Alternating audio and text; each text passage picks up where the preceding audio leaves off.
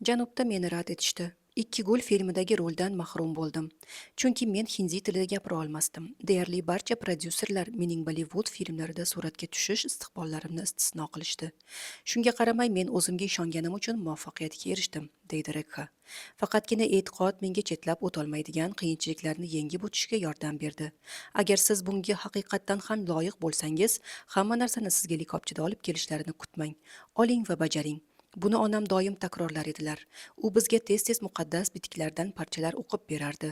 Mahabharatdagi voqealarni aytib berardi. Men uning so'zlarini o'zimga singdirardim. Xohish bo'lsa hamma narsaga erishish mumkin.